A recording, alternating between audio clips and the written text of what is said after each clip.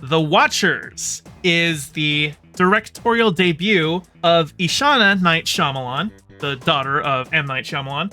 I've talked about nepotism on my channel before, and how I think a lot of people miss the mark when they're talking about it because, for instance, there was a video I saw probably about a year ago where Red Letter Media, they were talking about it, and they were talking about how, like, growing up with somebody in the industry, you're going to, like, pick up and learn certain things that are going to give you an edge just in that regard. And that's true. Like, yeah, for sure.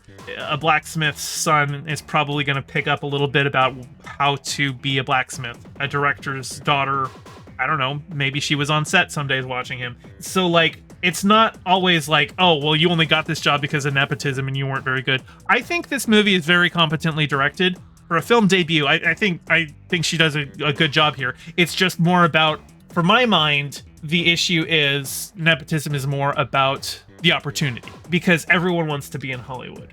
Everyone wants a job in Hollywood. And so a lot of people have that talent that are never given the opportunity because they aren't the child of a successful film director. And it's not to say that, I mean, certainly there are, you know, Nepo babies who suck and aren't very good, but there are Nepo babies who are very talented. Jack Quaid, I quite like him. Drew Barrymore, well, I'm Scab, so, you know, we don't really like her anymore, but I would say, in terms of talent, I have quite liked things that I've seen her in. But just generally speaking, I am averse to seeing family members of, you know, like, big names in Hollywood get a shot just because they're family members. So I have to kind of dock it just for that. Also, especially because this feels very much like an M. Night Shyamalan movie. Like, if you had told me M. Night Shyamalan directed this movie, yeah, I would have just believed you. That being said, there's my criticism of nepotism out of the way. Now let's talk about the movie. It's pretty good. The movie is about a woman who gets lost in the forest in Ireland and meets up with some people who are, like, living in a bunker, and there's a bunch of creatures that come out at night called Watchers that are, like, stalking them, and it's just, you know, them dealing with this monster creature. And when you hear Lost in a Forest in Ireland and creatures in the woods, you can probably piece together what they're actually going to be. Like, it's fairly obvious. I'm not going to say it, but you can pick up what I'm saying. Like, people have, like, a general idea of, you know, just Irish folklore in general, right? And I'll just leave it at that.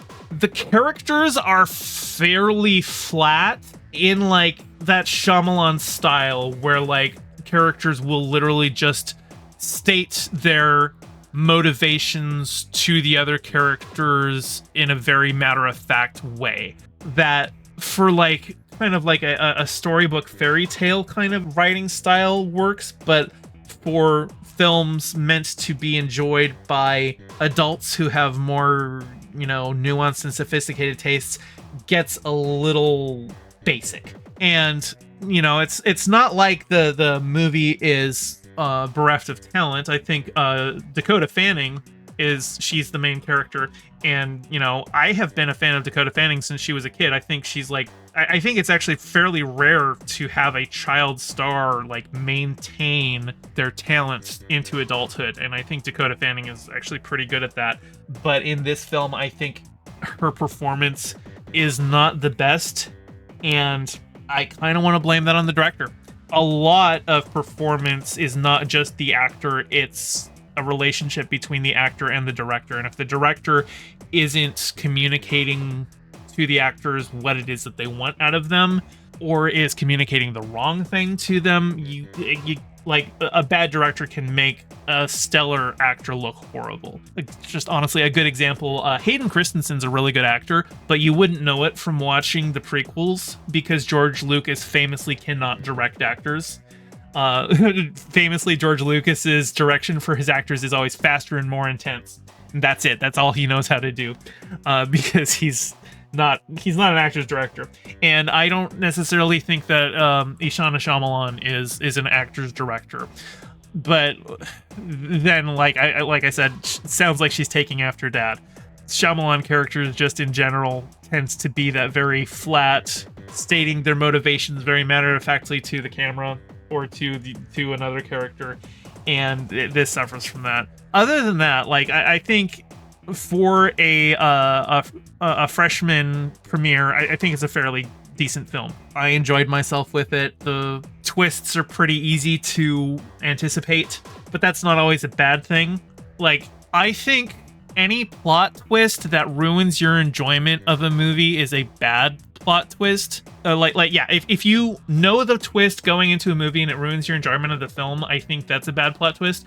But like, probably my go-to example is I didn't see Fight Club until I had already been spoiled about Tyler Durden. And in fact, that's the only reason I went to see Fight Club, because before then I had just seen the trailers, which made it look stupid. And I really enjoyed it. Now, I would have liked to go back and maybe watch it with, you know, a fresh set of eyes so that I don't know the twist going into it. But I don't think knowing the twist ruins the movie. I think it enhances it. And so for this movie, I don't necessarily know that knowing the twist would enhance it in any way, but I don't think it ruins it. Honestly, I think you hear it and you're like, okay, that seems fairly obvious. But like, yeah, a good twist has just enough setup that like you go back and watch it again, and you're like, oh man, I can't believe I didn't pick that up.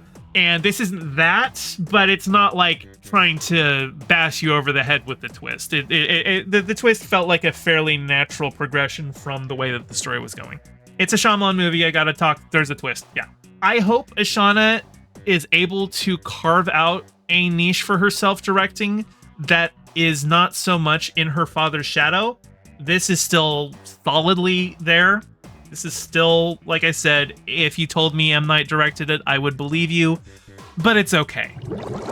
Hey, thanks for watching. Your view means a lot. Don't forget to toss me a like and subscribe and ring the bell and drop a comment below telling me what you thought of the video. I stream Mondays and Fridays at 5 p.m. Pacific, so catch me live and join in on the convo. You can find all my socials in the description below, and thank you to all my patrons with a very special shout out to my Whale Shark tier patrons Ms. Milena and Hella Vitrum, and my Anemone Friend tier patrons Piftle Cakes and Geek Filter. Your support means the world. Catch you next time.